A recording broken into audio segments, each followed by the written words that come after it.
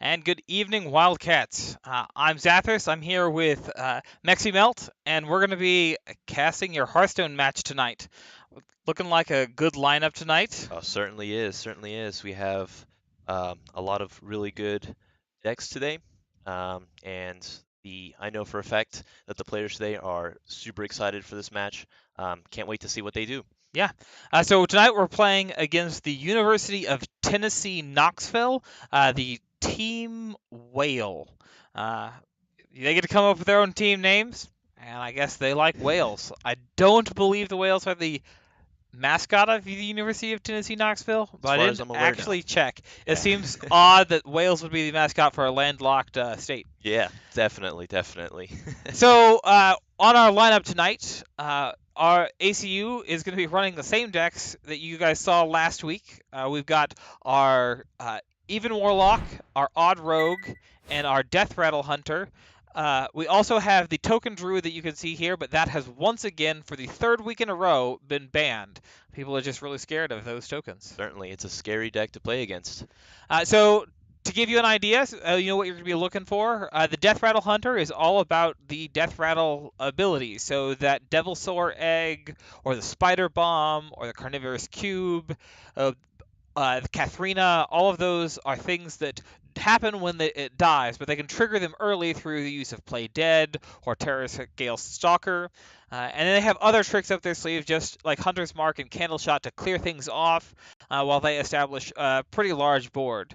The Even Warlock uses Gin Greymane to make their hero power only cost 1, letting them really fill up their hand pretty quickly. For early Mountain Giants, for really powerful Hooked Reavers, while having some control in their deck through things like Defile and the Hellfire.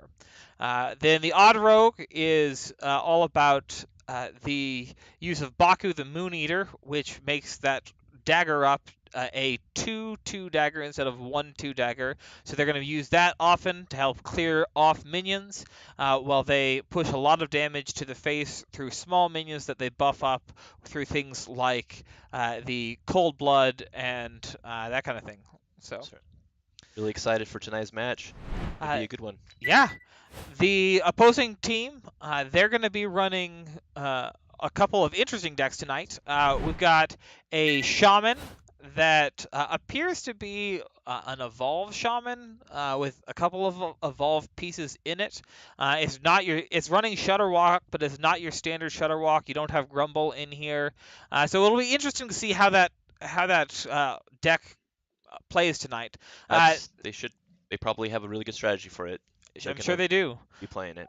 The Warlock and the Paladin so the Warlock is a mirror match basically of what ACU is bringing, and then the Paladin is just all about getting minions on the board. So ACU's challenge there is just going to be keeping the board under control while they push damage through to the opposing team. So that's what our lineup looks like tonight. Uh, I think it's going to be a great set of matches. Certainly, certainly. Let's hope the RNG is on our side tonight. Yeah, so everyone can hope that we get some good RNG, but really I think we can look to our team to just have some good skills and know what to play when they need to play it. So that's going to be coming up here in just a couple minutes, and so we're going to go to a just very brief break while the team gets set up, and as soon as they load into the game, we'll be loading up back here.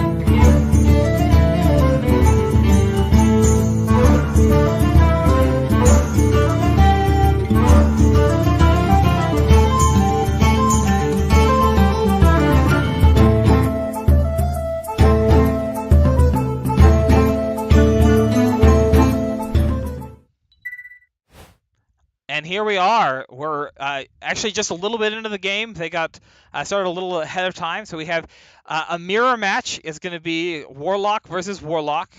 We see ACU with the early Mountain Giant, which is a really big play here. Certainly is. It's going to let them push a lot of damage really early on, especially if we don't really see a good response from the other team. All right.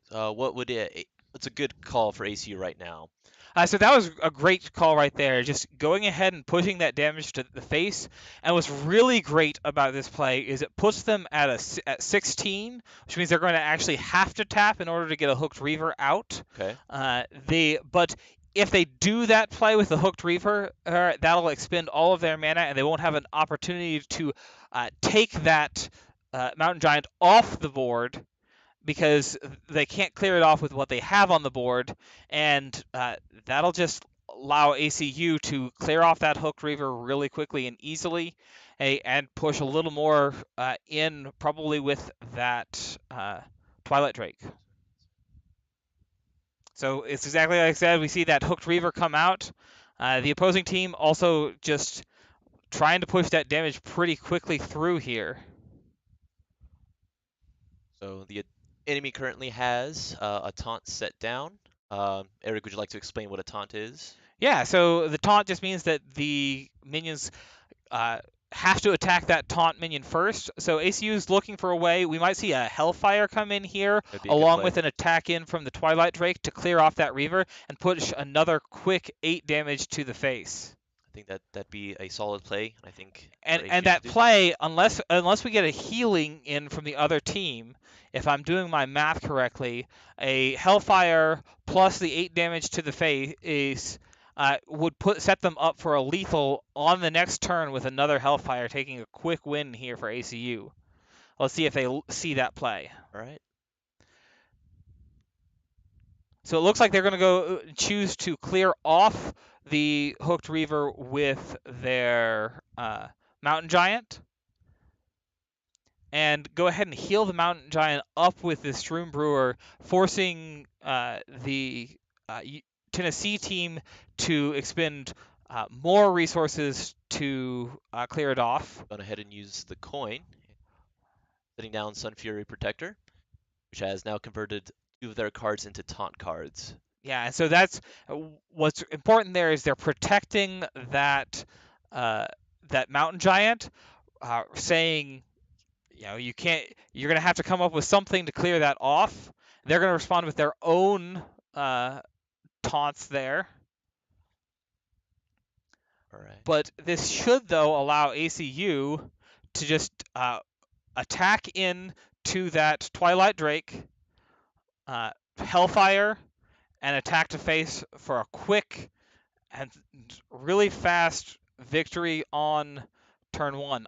Now that is something I forgot about. So they're going to be down to 1 because they got the armor from the plated beetles. That is correct, yes. But ACU is currently looking really good right now. Hopefully they can take this victory. And so the other team is going to have to heal up for at least 3 in order to stay alive from that second Hellfire that ACU has in their hand. They're going to be able to do that with a Spellstone, but they're going to tap right back out of it. Now it looks like we had a disconnection of some sort.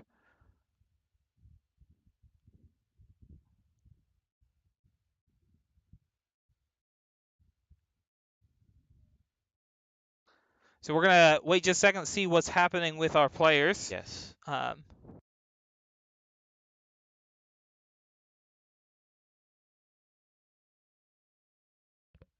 So we're not sure right now whether this is our connection, their connection, ACU's connection, or UTK's connection issues. But there are rules for this. If there is a disconnect that if they don't come back in pretty quick, then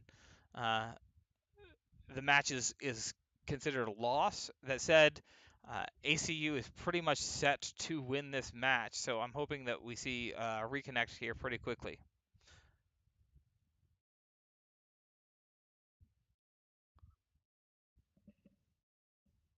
Okay, there we go. When we're back in, it looks like, and so the enemy team is still going, and we go ahead and we see the concede from the Tennessee team, taking ACU up 1-0 in this lineup.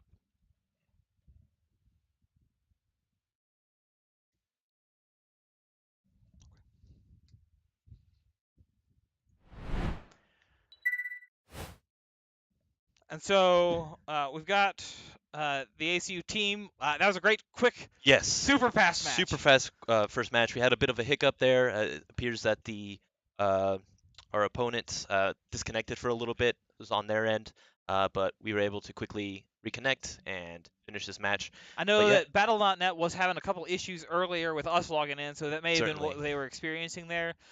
But even if we had had a complete disconnect there, it was a pretty obvious, clear victory and win for ACU there. Certainly. Go ahead. All right. So what do you think ACU should do at this point? Which deck should they proceed to use? So we're about to find out. We're apparently. All right. Let's see. They're making these pretty quick here. So yeah. ACU is going to go over on the Rogue, which was what I was about to say. All obviously. Right. Yeah. Obviously. Certainly. Okay. And so for those of you unfamiliar with the Conquest format, the way it works is each team brings 4 decks, and then each team bans one of those decks. So we talked about that earlier, where ACU's Token Druid has been banned, and Tennessee's Death Rattle Hunter has been banned. And so in order to win, you have to win with all 3 of your decks. That is correct, yes. So now we're looking at ACU's Odd Rogue. What can we expect with this deck in particular? I expect that we're going to see a keep for that Hinge Clan Thug, and probably the Blink Fox, maybe send Leroy and the Vile Spine back. You'd kind of keep the Vile Spine only if you had a suspicion that they're going to have some big minion you're going to have to eat through. They go ahead and just keep the Hinge Clan Thug. The Hinge Clan Thug is a great thing, especially when you have that coin. Certainly. So we'll see what we'll likely see is this Dire Mole is going to come out first. Just putting a body on the board. We'll see a dagger up their next turn. And then the Hinge Clan Thug will follow that up. It's good. What can we expect from the Shaman, Tennessee Shaman? So that's a great question. I have not ever actually seen this deck played. So it's kind of a mystery to everybody. Yeah. It looks like they're doing some sort of evolution shaman here, which kind of goes back a couple expansions. It certainly does, yeah. When evolution shaman was a little bigger of a deal. It really has an opportunity to. It kind of follows a Miracle Road kind of style where you hope for those miracle plays, Certainly. but we'll see how it kind of plays out. Who knows? We might be looking at a completely new meta today. Might Sure. get a new taste of something new to come to Hearthstone, but we'll see. They're gonna call it the Knoxville deck. Knoxville deck. I like that. Like that name. Now, I'm sure there are other people somewhere playing this deck or a variant thereof. I just haven't had the opportunity to see it anywhere myself. All right, so this is great. What I expect we'll see another Hinge Clan Thug followed by a coin and dagger up. Okay. Just getting those bodies on the board, building up that Thug, building up both of them. certainly. We might also see a dagger up with a followed by a poison to just clear everything off the board, do a full board clear here, and then Hinge Clan Thug on the next turn. That'd be a good play, I think, but it looks like ACU might be playing. Oh, yes. Yeah. It will be playing it this turn. And looks like they are following your guidance there, doing exactly as you said. Now they'll blame me if something goes wrong, right? For those watching, the team is in another room. They cannot hear me, so That is correct, any yes. terrible advice that I give is completely irrelevant to them.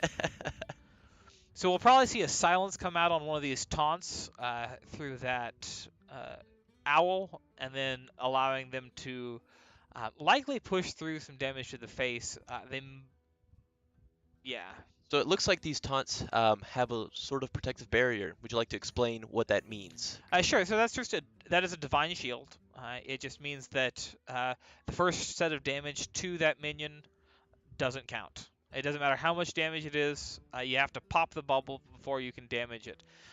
Giggling Inventor is you see it playing in our deck. It's in their deck. It's in everybody's deck. The only decks that don't run Giggling Inventor are even Warlocks and even Shamans, because it is a 5-cost card, and that would negate the entire purpose of their decks. Yep. But interestingly, Blizzard just announced that that's all going to go away. Really? So they just announced a nerf that's coming into the Giggling Inventor, where it's going to cost 7 mana instead of 5. Wow, that is quite a nerf. Which, if you look at that, that puts Giggling Inventor in the same category as something like Dr. Boom. Yes. From ages past, which the power level on Dr. Boom is significantly higher than that of Giggling Inventor. Giggling Inventor is a great card at 5 mana. There's no reason not to play it, but probably be seeing less of it once that patch hits. All right. So here we see the evolve come out. So this unstable evolution just lets them evolve something up as many times as they can cast it or want to cast it in their hand. So we do see they're going to keep that 5/6 dinosaur on board. They're going to clear off one of the Hinge Clan Thugs with a Hex. Yes. I kind of expect ACU to respond here by daggering up. So it looks like they're going to clear off the Annoyatron with their 2/2 probably. Okay. Maybe make use of this poison and the SI7 agent to clear off that dinosaur. That'd be a good and call. Then push the 7 damage all the way into the face. See what they decide to do. And I tell you, that little flame elemental there is just the little flame elemental that could. It's just for somehow it has survived many a board clear. It is holding on tight still. Let's see what Tennessee decides to do. Retaliate against ACU. So the quicker ACU can close this out, the better. Because we're gonna quickly here see a Deathstalker or a Deathseer Thrall come out. That's the hero for the Shaman, Yes. and that changes his hero power into basically an evolve. It turns a minion into a minion that costs 2 more, actually, in this particular case. Certainly. At ACU, I expect to clear off this totem, and then I kind of anticipate we're going to see this damage once again going all the way into the face, because we're just trying to close out this match as quickly as we can. So they're considering whether or not they want to clear off the corridor creeper. We'll see what they decide to do. We could see a cold blood on this South Sea deckhand to present another threat. So they currently have 16 damage on board with that deckhand and the cold blood. That would be another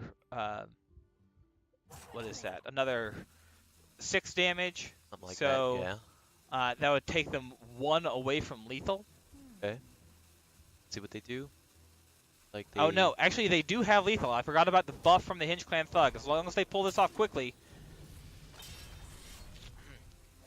Are they quick enough? It looks like. It looks like they didn't quite pull it off in time. So had they put the South Sea deckhand... No, I was too off. I couldn't math properly. So, so this really puts the onus on the Tennessee team to try and clear some of this out. Certainly. They're going to get a little healing from that life steal. All right. But ACU should be able to clear things off and push at least 10 damage into the face. Yes.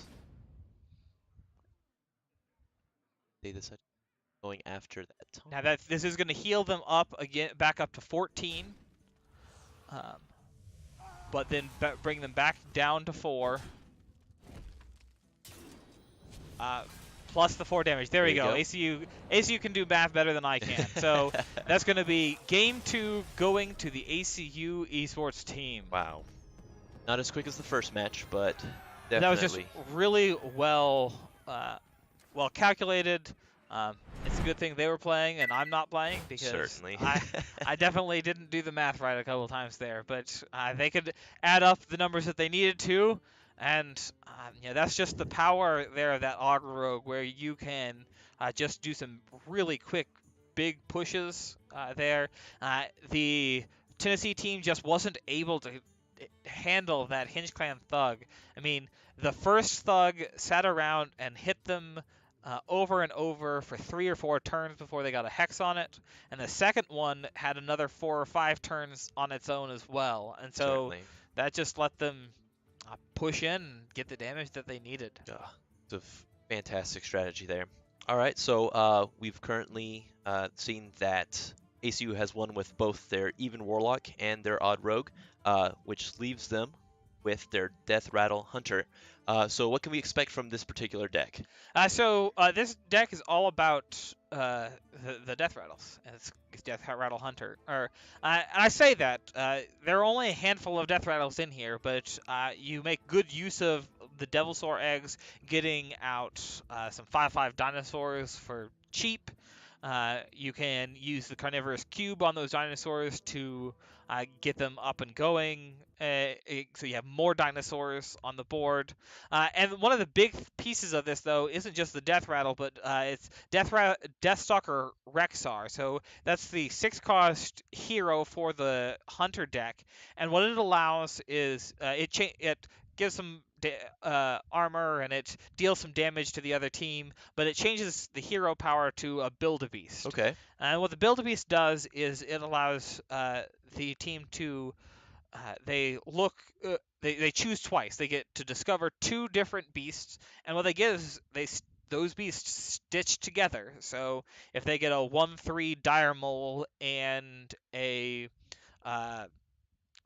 let's say something that is a 1/2 lifesteal, then they would have a 2/5 lifesteal.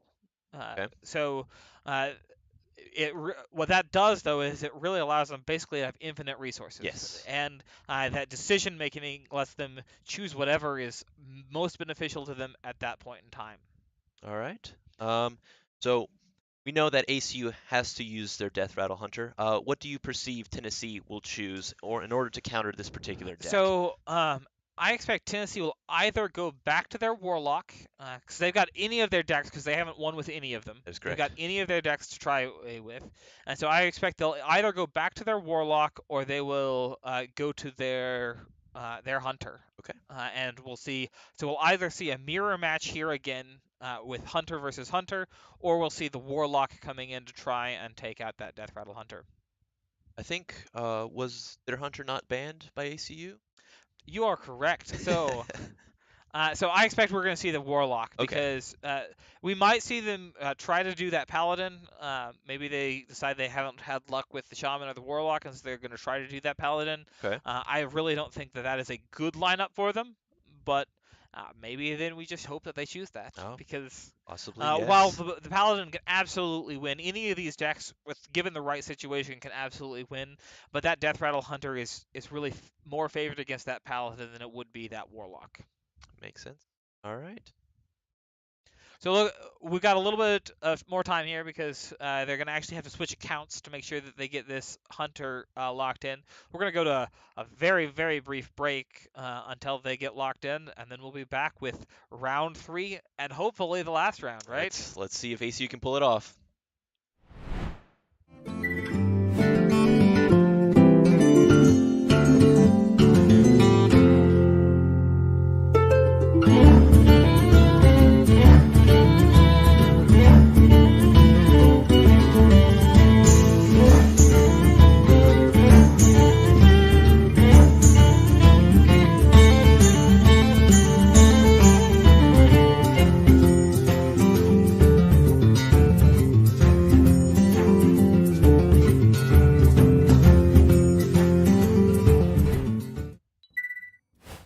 I'll tell you, they are on fire tonight in terms of getting things rolling They here. certainly We're are. coming in the dead center of this match, and let me tell you, this is looking great for ACU. It really is right now. And so there you see they've got that egg on the board. This turn alone, they could use a Terror Scale Stalker and a Play Dead, get 2 more 5/5 minions on the board with 0 challenge yet from the Tennessee team. And that'll set them up for a really nice Deathstalker Rexar next turn, or a Defender of Argus to allow them to buff up and put in some taunts. It looks like they are going to save that Play Dead, though, and that's not a terrible choice. It lets them save themselves from any potential AoE clears that Yes. Tennessee might have, where they might clear things off, which might even include the egg. Yes. And if that does, then they can save that Play Dead for something later. All right. And that's a huge pull there from ACU. Just King Crush is great at finishing out this game. And one of the things that looks like we missed early on, I mean, it was just such a good pull from ACU. And so they can Deathstalker Rexar right now. They can clear off that Ziliax, take that 9 damage all the way to the Tennessee hero, and still have this amazing board presence. What you see, you'll notice that the Terror Scale Stalker is 4/4, and if you look, King Crush himself is 9/9. Typically, those are not that big of minions, but earlier in this game, we saw a Prince Keliseth come out, or we didn't see because they had already gotten things going. But clearly, we see the results of that, which takes every minion in your deck gets +1/+1. And so having that early is always great. We'll see what ACU decides to do here. And we do see that Deathstalker Rexar, it looks like they're committing there. That will clear out the Ziliax without any chance for lifesteal. Not that it mattered. He was at 30, Yes. so that's probably why they were taking longer to determine that. But that puts them in, pushes things in with just keeping ACU in a great position here, and Yes. allowing ACU to really have some resources here. So we get the All right. corridor creeper here, which now that's a really nice evolution there, and I bet they're gonna keep that. Yes. I expect to see a totem and then a follow-up evolution, or they'll go ahead and attack in and evolve again. Good play by Tennessee. Baku isn't the greatest. We'll see if they pop the egg here. They do pop that egg, bringing out a 5-5. So Tennessee was really looking for a taunt there, but an Ultrasaur might do the trick. So I expect we'll start with a Build-A-Beast here, just to see what we can craft. Of these options, Subject 9 isn't going to help them here. Oh. I expect we'll probably see the Exploding Bloat Bat. Be the best call, I think. It's a little more expensive, but it helps clear some things off. Maybe with a Poisonous or maybe with Charge. It looks like they went with the Poisonous. Now what's great about that is they can next turn, they'll have 8 mana. They can put out that Bloat Beast, and they can use the Play Dead to trigger the Death Rattle, which will deal 2 damage to everything on the enemy's team. That 2 damage is poisonous, and therefore is guaranteed unless there's a Divine Shield in play, which could be popped by the Candle Shot. Yes.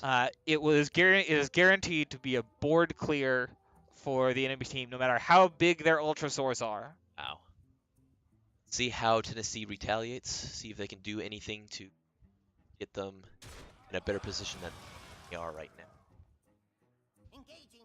So Tennessee really wants to clear off that dinosaur. It's been doing a lot of hurt to their face. I want to make sure it's ahead. And so I expect we'll see a pretty quick decision here on this Zombeast. It looks like they're opting to instead go for the Katharina. Okay. So what she's going to do is she's going to pull a beast out, and we know that that's going to be a Witchwood Grizzly because they only have 3 beasts in their deck. Yes. That puts a 4/13 taunt on the board, which cannot be contested as it stands on the board. And lets ACU just hold on for another turn. They can save this Zombies for later. They might decide to use that Play Dead on Katharina, which would bring out another 4/13 Grizzly, just putting up a big wall here. Oof, and they got him with the Hex. But we do have the Hex on the on Katharina, so we're not going to see that second Grizzly. Yes. That is a and good play by Tennessee there. The Deathstalker Rexar come out. Or sorry, I'm so used to Deathstalker Rexar. We haven't seen Thrall Deathseer in forever. That is true. So now I think we'll see the Zombeast. Let's see what ACU decides to do. So that is a little awkward because it does put it doesn't really keep out their mana curve. So it looks like they might be thinking of just charging in and What a bad play. putting the hurt on and forcing Tennessee, saying, "Hey, deal with this." Focus on the hero. Now Tennessee currently doesn't have the means to deal with that. They could clear off that Grizzly. Of course. They can attack in. They can evolve. They're hoping for a taunt of some sort, which they got. Yep. Uh, Firefly.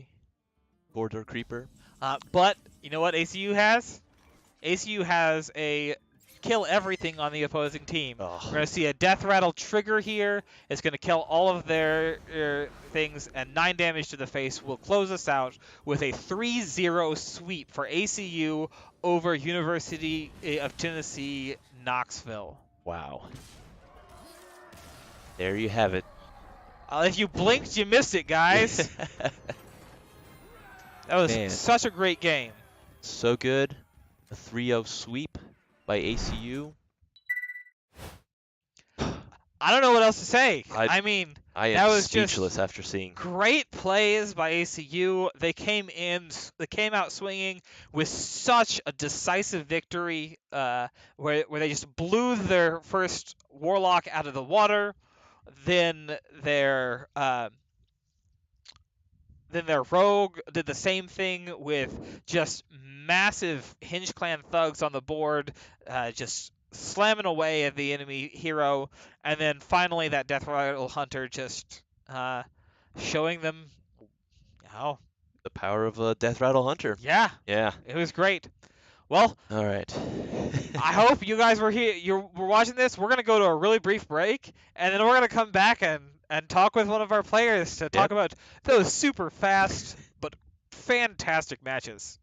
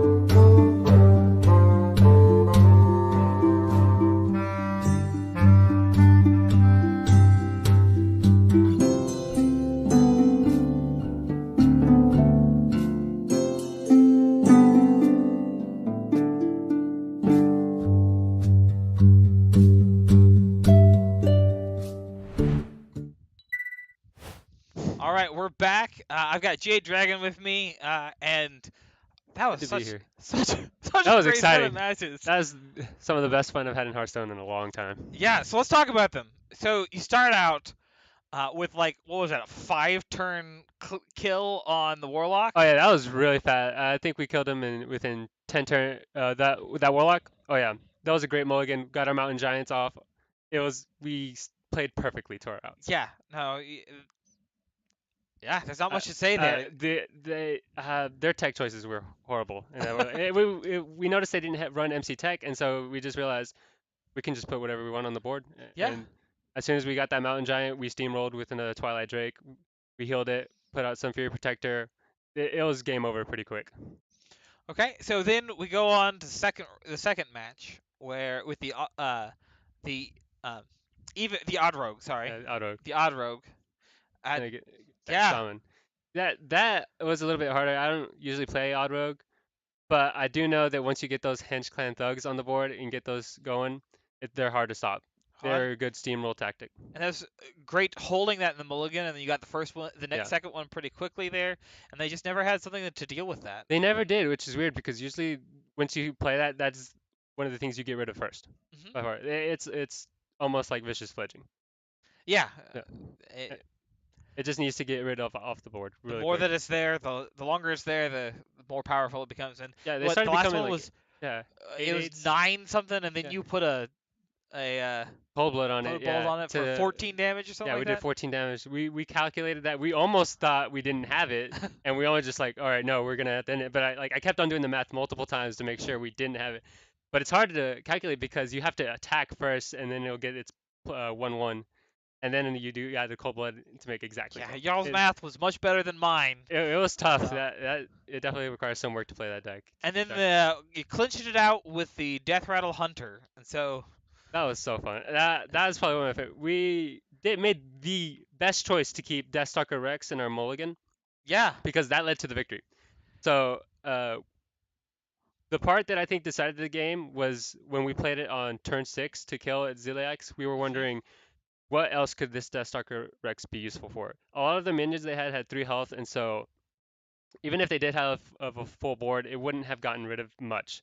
The only thing it would have been good at against was the what's that 5-minute?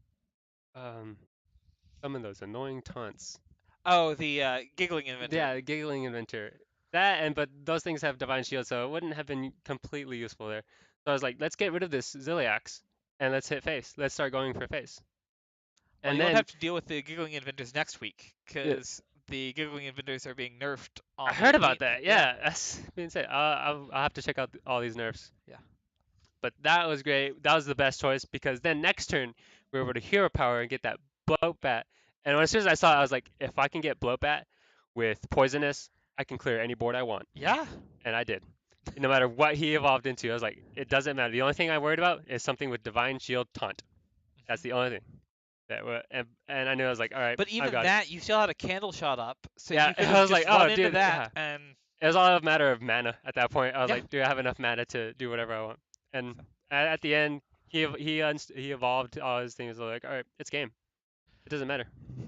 well, That's a great interaction. yeah. I love Hearthstone for that. And it gives you some variety, and the other team, you just don't know what to expect, and of all the things to expect, bloat back with a play dead, probably not on their list with poisonous. No, you don't expect that. You don't expect. You can't play around that. Yeah. It's a great Well, game. I great loved it. game. Congratulations. Yeah, sweep. And we're going to be right back and have a conversation with Equal D.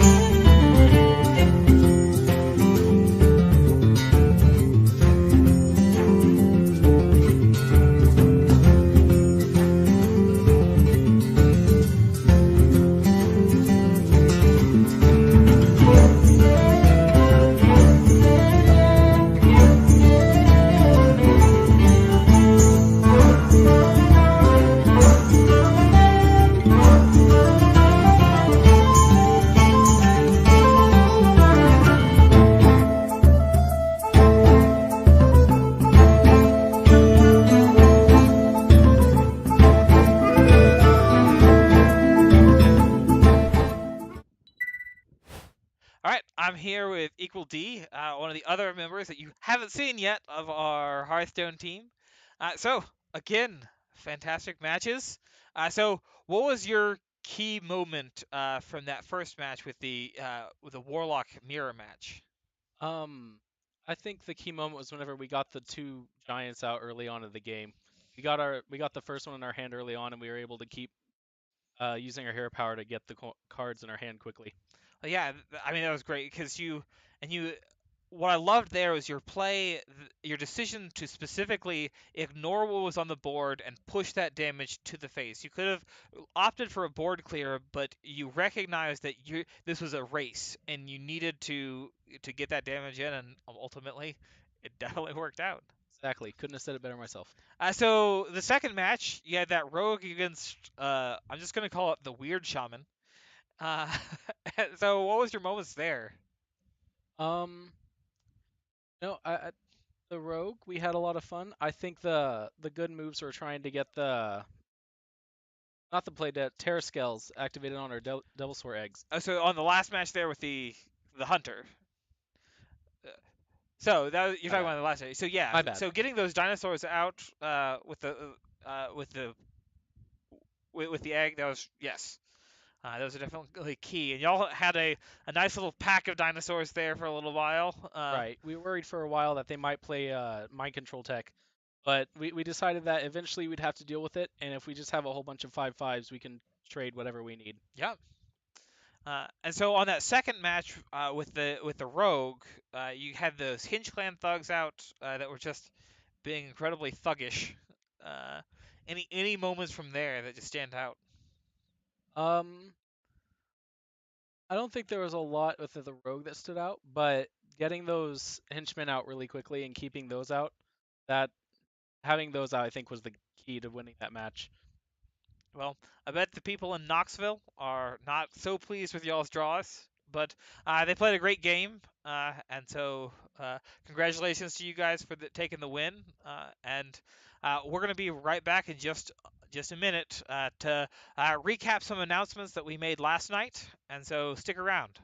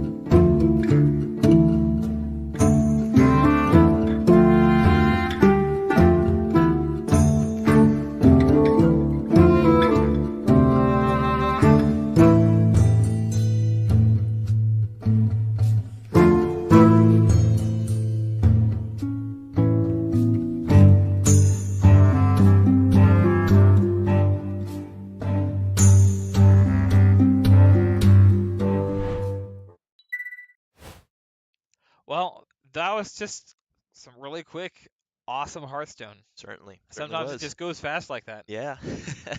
So if you weren't with us last night, we made a couple announcements in terms of ways that you can get involved. So why don't you start us off by talking about the Stream Squad? All right, so we're starting a stream squad. So if you guys are interested at all, there is a form down below in the panels that you can fill out. What that is we're allowing students and streamers to um, go ahead and stream on our channel just so we can provide some more content throughout the week whenever we're not playing games. Um, whether you play Overwatch or whether you want to stream just some other game or maybe some Hearthstone of your own. You can definitely sign up, see if get all that uh, situated, and should be a lot of fun. I know for a fact that tomorrow we are beginning Stream Squad. Peep Noop is going to be streaming tomorrow on this channel as well. I will be accompanying him as well as Clueless and some other players as well. We're just going to be having some good old-fashioned fun playing some Killing Floor 2. So definitely come here and In check the it out. spirit of Halloween, Spirit of we're Halloween, gonna we're do gonna some scary games. a little So bit of spooky games. So not for the light of heart. so yeah, definitely come back tomorrow. We'll probably be starting around 6s or 7ish, and get ready. Great. Also, if you are interested in being a part of esports in some way, we are looking for you. The If you look below, there's also an interest form. It's a how do I get involved, and you can fill that out. You can also visit our website at acu.edu/esports, where you'll also have a Stream Squad application and the interest form. And you just fill out that interest form. Let us know what you're interested in. It doesn't have to be one of the games we already play. If you are interested in competing in something else that nobody else is doing, even if that's an individual thing, we have the resources to help you out. If you want to do StarCraft, you want to do, what is it? Shrek Smash. Strike. Yeah, if you can find a collegiate thing for that, that'd be great. Yeah. But even if you're not interested in playing, we are looking for people to help out with things like casting. It would be great if we had some folks who knew what they were talking about in terms of some of these other games that we're looking at with Rainbow Six or Hearthstone. If you're interested in Hearthstone and want to do some casting, fill out the interest form and we'll be in touch. We're also looking for our couple of writers to just write about the games that we have. It's really just watch the game and write up a summary, or follow other events that we might be doing in esports and publishing those on our blog. If you're interested in playing, if you're interested in coaching, if you're interested in just being around, maybe scrimming with some of the competitive teams, providing support in whatever way you can, fill out that interest form and we'll try to get in touch with you and see what we can do. This was a great night. Certainly was. And go Wildcats.